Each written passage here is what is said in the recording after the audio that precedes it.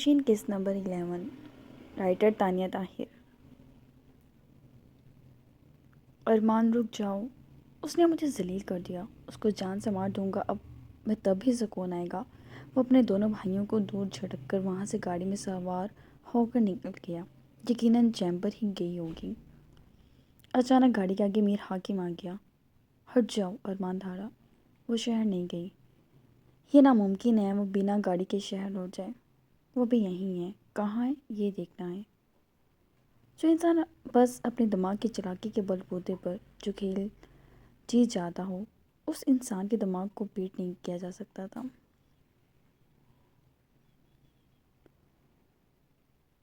ارمان نے اس کی جانب دیکھا، لیکن میں نے تو اسے خود جاتے ہوئے دیکھا ہے۔ نہیں، وہ شہر نہیں جا سکتی، وہ اپنی بات پر باضد تھا۔ رک جاؤ تم دونوں، آخر ہو کیا گیا ہے؟ ساحل نے ان لوگوں کو ایک بڑے طوفان کی طرح بہرا ہوا دیکھا تھا۔ یہ بات تو سب جان گئے تھے، میر حاکم زرتاش کو پسند کرنے لگا ہے۔ میر حاکم نے توجہ نہیں دی جبکہ ارمان گاڑی باہر نکال گیا۔ میر حاکم نے اسے ہٹنے کو کہا اور دونوں گاڑی کی سمت اور دونوں گاؤں کی سمت چل پڑے۔ ساحل نے ارسلان کی جانب دیکھا۔ وہ اس کی بیٹی ہے، ہم کچھ نہیں کر سکتے۔ یہ غلط ہے لالا۔ ارمان خان ایک سلجھے ہوئے شخص سے، وہ ان جھمیلوں میں نہیں تھے جن میں ارسلان اور ارمان تھے۔ وہ ذرا غصے سے اندر چلے گئے جبکہ میر حاکم اور ارمان زرتاش کو ڈھونڈنے لگے۔ گلالا رو رہی تھی، اس کے آنکھوں سے آنسو بہہ رہے تھے۔ آپی کہاں ہوگی، کیا سلوک ہوگا آپی کے ساتھ، وہ کچھ نہیں سمجھ پا رہی تھی۔ ماہی نے اس کے شانے پر ہاتھ رکھا۔ تم پریشان نہ ہو، اللہ بہتر کرے گا۔ نہیں ماہی، میں جانتی ہوں بابا جانی کو، وہ کہہ کے گئے مار دیں گے تو مار دیں گے، وہ ظالم ہے۔ وہ اس کے شانے پہ سر رکھ کر بے ساختہ روتی۔ میر حاکم بھی بہت ظالم ہے، ماہی آہستگی سے بولی، اور دونوں زرتاش کے لیے دعا گو ہو گئی۔ بی جان، میرا بیٹا جان نہیں چھوڑے گا اس کی، شازیہ نے بے چینی سے کہا۔ تم گلالا اور میر حاکم کی شادی کی تیاری کرو، باقی میں دیکھ لوں گی۔ اور جو وہ اسے ڈھونڈنے نکل پڑا ہے؟ شازیہ ان کی بات پہ حیران ہوئی کہ ابھی تو وہ قابو میں نہیں آ رہا، نکاح نامے پہ کیسے سگنیچر ہوں گے۔ تم بے فکر رہو، بی جان نے اسے تسلی دی، تو وہ اب بھی مطمئن نہیں تھی۔ زرتاش کا رنگ خوف سے پھیکا پڑ گیا تھا، وہ بے چینی سے کبھی ادھر ہوتی کبھی ادھر ہوتی۔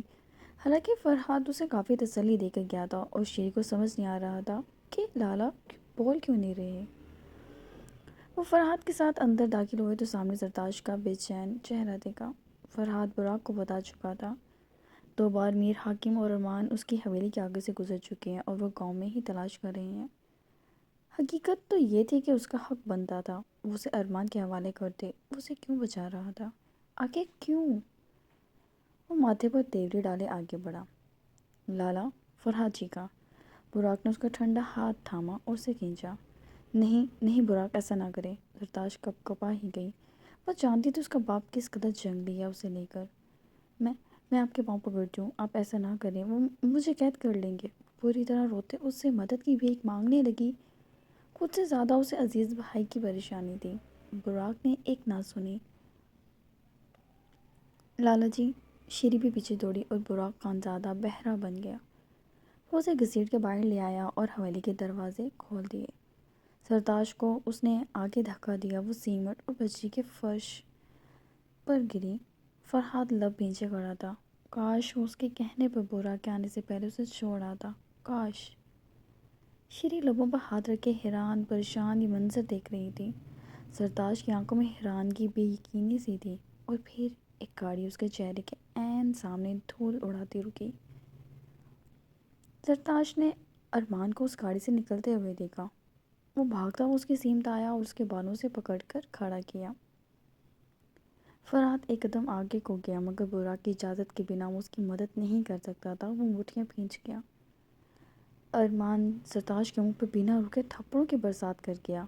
گھر سے بھاگے گی، آوارہ، بےغیرت، بدذات، میں آج تجھے ہی جان سے مار دوں گا، تو میرے ماتھے کی کالک بن گئی، ہاں میں تیرا وہ حشر کروں گا، دوبارہ اٹھنے قابل بھی نہیں رہے گی۔ وہ اس کے بال نوچ رہا تھا۔ زرتاش تڑپ رہی تھی، بابا لیکن ارمان ایک سننے کو تیار نہ تھا۔ میر حاکم خود خاموش بیٹھا گاڑی میں ہی منظر دیکھ رہا تھا۔ براق بنا پلک جھپکے یہ دیکھ رہا تھا اور تن کے کھڑا تھا کہ کوئی آگے نہیں آ سکتا تھا سوائے اس کے۔ لوگوں کی بھیڑ جمع ہوئی۔ معافی چاہتی ہوں براق، معافی چاہتا ہوں براق، آئندہ یہ تم تک کبھی نہیں پہنچ پائے گی۔ کیوں؟ اس کی ٹانگیں ہی میں توڑ دوں گا۔ وہ اسے نیچے پھینک گیا اور اس کی لاتوں پر اس کے پیٹ میں جب لاتیں مارنا شروع کیں تو ان در و دیوار میں زرتاش کی چیخیں گونج گئی۔ بے حس ہیں آپ لالا۔ فرحات کے برداشت سے باہر ہو گیا اور وہ آگے بڑھا۔ شیری بھی بھاگ کر زرتاش کے پاس آ گئی۔ ہٹو، ارمان اس پر دھاڑا تھا۔ زرتاش فرحات کی اوٹ میں ہو گئی۔ اس کے چہرے پر نیلے نشان جو بن گئے تھے۔ براق نفی میں سر ہلانے لگا۔ ارمان نے فرحات کا گریبان جیسے ہی پکڑا جبکہ شیری کو پیچھے دھکیلا، تبھی دوسری طرف براق اس کا ہاتھ جکڑ گیا۔ اس نے نفی میں سر ہلایا۔ براق، میں اسے لے جاؤں گا، کہو اپنے ملازم سے، چھوڑ دے وہ اس بدذات کو۔ زرتاش بالکل فرحات کی اوٹ میں چھپ گئی۔ فرحات کا بس نہیں چلا ارمان کے ٹکڑے کر دے۔ معلوم نہیں براق کیوں نہیں بولا، جبکہ آج وہ بول کر اپنے لب و لہجہ دکھا کر زرتاش کو بتا سکتا تھا وہ کون ہے، کیا ہے، مگر اس نے ایک لفظ بھی منہ سے نہ نکالا۔ ارمان کا گریبان پکڑ کے وہ وہاں سے اسے لے گیا، جبکہ فرحات نے حکم دیا تھا کہ حویلی کے دروازے بند کر دیں۔ میر حاکم گاڑی سے باہر نکلا اور ارمان اور اس کے پیچھے براق کے ڈیرے میں آ گیا۔ براق، تم اسے میرے حوالے کر دو، ارمان نے کہا جبکہ براق کا سنجیدگی سے اسے دیکھا۔ سائیں، ہمارا دماغ خراب ہوتا ہے جب کوئی ہمارا جان، ہمارا جگر کو بری نظر سے دیکھے، اور تم فرحات سائیں کا گریبان جکڑتا ہے۔ کیا بات کرتے ہیں؟ تم زرتاش کو ہمارے حوالے کر دو، ہم چلے جائیں گے۔ اب یہ تو ناممکن نہیں کہ تمہارا یہ چچا ہماری ہمشیرہ کو بھی دھکا دیا ہے، وہ سکون سے ہلکی مسکراہٹ سے بولا۔ براق، میں نے اسے تمہارے رشتے سے ہٹایا ہے، تمہارے ایک کہنے پر میں اسے قید کر چکا ہوں، اب اسے خود سے آزادی کیوں دے رہے ہو؟ تمہارا سوال جائز لگتا ہے کچھ کچھ۔ تم ہمارا ایک اور کام کر دے، ہم تمہارا بیٹی تمہارا گھر چھوڑ کر جائے گا، وہ سنجیدگی سے بولا۔ ہمارے سامنے زیادہ نہ بولو۔ میر حاکم ایک دم آگے بڑھا اور اس کا ہاتھ ارمان کے شانے پر سے دور کیا۔ یا تو شرافت سے زرتاش کو واپس کرو ورنہ تمہارے محل کی دیواریں توڑ کر اسے لے جاؤں گا۔ میر حاکم جذباتی سا ہوا جبکہ براق نے اس کی جانب ایسے دیکھا جیسے وہ ناچیز ہو، جیسے وہ کچھ بھی نہ ہو۔ تم بڑا پھڑپڑا رہا ہے، وہ ذہنی مریض سی لڑکی، تمہیں پسند ہے کیا؟ وہ ہنسا۔ بکواس بند کرو اپنی، ہمارے گھر میں چڑھ کر کتوں کی طرح بھونکنا بند کرو اور یہاں سے دونوں چلا جائے، ہم تمہیں بتا دے گا کہ تم نے کیا کرنا ہے، اس نے ارمان سے کہا۔ براق، ہمیں زرتاش دے دو، ارمان نے بھی کہا۔ اچھا تو ایسا بات ہے۔ وہ ضد باندھ رہے تھے اس کے ساتھ، وہ سکون سے بیٹھ گیا۔ تمہاری سمجھ میں بات نہیں آ رہی، میر حاکم غصے سے دھاڑا۔ نہیں آ رہا، اسے زجر کرنے لگا۔ ٹھیک ہے پھر۔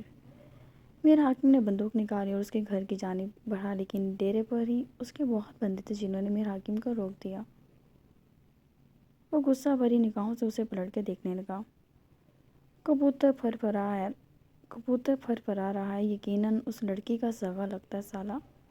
خیر، ہم آج آنکھ بھر کے دیکھے گا تمہاری نگاہ سے آخر ہے کیا شے، وہ آنکھ دبا کر بولا۔ براق خاندادہ، میں تمہاری جان لے لوں گا، اور تم براق خاندادہ کی جان پہلے لے کر دکھائے۔ براق نے بھی کن نکال کر لوٹ کی اس پر تان دی۔ جس نے اپنے باپ کو مار دیا اس کے لیے میر حاکم کو مارنا بالکل مشکل کام نہیں ہے۔ ارمان ایک دم بیچ میں آیا۔ تم مجھے کام بتاؤ، ارمان نے جلدی سے کہا۔ عزیز کو جیل میں ہی مروا دو، اطلاع یہ دینا کہ بیماری کی وجہ سے مر گیا، پھر اپنی لڑکی لے جانا، ہمیں شوق نہیں اسے رکھنے کا، وہ بولا اور بندوق ایک دم اوپر کر کے چلا دی۔ میر حاکم کی آنکھ میں ذرا بھی خوف نہ تھا، وہ اسے بے خوفی سے دیکھ رہا تھا۔ تم ہمیں بہت پسند آیا، وہ مسکرایا اور بندوق کی ناب پر پھونک مار کر اس نے شانے جھکا دیے، جبکہ ارمان خان مان گیا کہ اس کی زندگی میں اب عزیز کے مرتے ہی سکون آ جاتا۔ ٹھیک ہے، وہ کہہ کے میر حاکم کا وہاں سے چلنے کا کہنے لگا۔ اب زرتاش کو اس کے پاس چھوڑ کر جا رہے ہیں، کھا کر چیک کرے گا تمہارا زرتاش ہے کیسا، ذائقہ اچھا لگا تو کچھ دن رکھ لے گا، براق! میر حاکم بھڑکا، جبکہ ارمان کو کوئی قرض نہیں تھا۔ اس کا بس چلتا تو جو زرتاش کو مار کر ساری مصیبتوں سے ایک ساتھ کان چھڑا لیتا، وہ مشکل تمام اس نے میر کو وہاں سے کھینچا اور وہاں سے لے گیا۔ جبکہ براق چارپائی پر لیٹ گیا، اس کی مسکراہٹ یکایک سمٹی، آنکھوں میں تڑپتا نازک وجود آ سمایا، جسے اسی کا باپ بے سے پیٹ رہا تھا۔ اسے تکلیف دینے والا ایک ہی شخص تھا جو کہ براق خانزادہ تھا، اور وہ پناہ اسی سے چاہتی تھی۔ بہت دیر وہاں ہی لیٹا رہا، یہاں تک کہ رات ڈھل آئی۔ وہ مسلسل ڈرنک کر رہا تھا۔ فرحاد اس کے پاس ایک بار بھی نہیں آیا تھا، اور جب نشے کی کیفیت میں وہ اس چارپائی سے اٹھا تو حویلی کی جانب بڑھ گیا۔ حویلی کے دروازے اس کے لیے کھل گئے اور کچھ دیر میں لاؤنج میں داخل ہوا تو وہاں کوئی نہیں تھا۔ اس نے ادھر ادھر دیکھا، گیسٹ روم سے آوازیں آ رہی تھیں۔ وہ گیسٹ روم میں جانے کے بجائے اپنے کمرے میں گیا اور بیڈ پر گر گیا۔ اسے چند لمحوں میں نیند آ گئی۔ جان بوجھ کر چھوڑ کے آئے ہیں یہ اسے وہاں۔ براق اس کے ساتھ کچھ بھی کر دے، آپ کو سمجھ نہیں آتی کیا بات؟ وہ چیخا۔ میر تمہارا مسئلہ نہیں ہے، یہ ان کی بیٹی ہے زرتاش، وہ کچھ بھی کریں، کچھ بھی تو اس کے ساتھ میں ہونے نہیں دوں گا۔ باپ کے نام پر دھبا ہے یہ۔ ایک ریپ وکٹم ہونا اس کا گناہ بنا رکھا ہے۔ جانور کی طرح پیٹ رہے تھے اسے، اور اب ایک جانور کے پاس چھوڑ آئے۔ میر حاکم! شازیہ نے اس کا گریبان پکڑ لیا۔ یہ تمہارا مسئلہ نہیں ہے، سمجھے؟ پیار کرتا ہوں اس سے میں۔ پیار کیسے ہوتا ہے؟ اچانک بس منہ اٹھا کر ہو جاتا ہے، وہ غصے سے بولی۔ میر! بی جان کی نرم آواز پر اس نے ماں پر سے نگاہیں ہٹائیں۔ میرا بچہ، میرے پاس آؤ کمرے میں، وہ نرمی سے کہہ کے چلی گئی، جبکہ بدر ہنس پڑا۔ یہ نیا تماشا ہے کہ میر حاکم زرتاش سے محبت کرتا ہے۔ وہ ہنستا چلا گیا۔ اسنا نے گھورا تو ایک دم چپ ہو گیا۔ گلال اور ماہی اپنے کمرے میں چلی گئی، جبکہ بی جان کمرے میں آئی تو ان کے پیچھے میر حاکم بھی کمرے میں آ گیا۔ میر حاکم پسند کرتے ہو زرتاش کو؟ جی، وہ اکھڑے ہوئے لہجے میں بولا۔ لیکن ہم نے تو گلالوں کو پسند کیا ہے تمہارے لیے۔ مجھے فضول باتوں میں دلچسپی نہیں ہے بی جان۔